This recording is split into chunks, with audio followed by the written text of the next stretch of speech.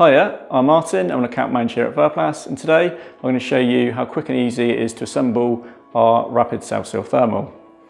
I'll start by showing you a thermal bend. This is a 90-degree horizontal bend, and as you can see, it's got a self-seal thermal gasket on the inside, and when you order a bend, it comes complete with two ductive fitting connectors.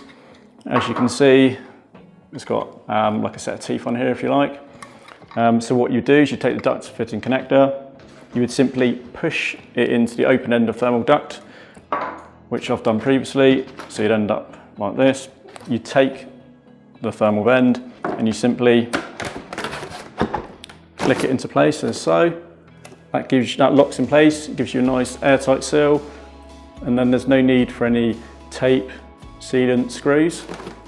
It's locked in place, and then again, the same process when it comes to attaching two lengths of duct together.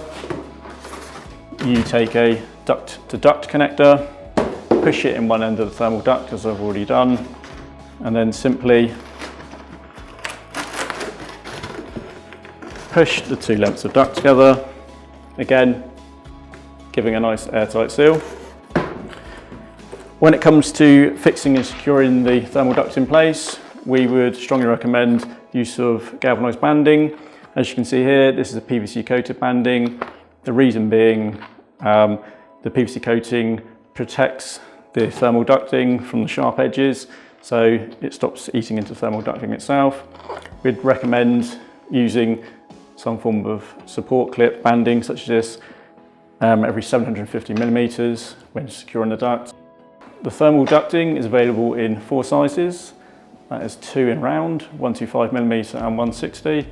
And in rectangular, we offer a 204 by 60 and 220 by 90. Thanks again for listening.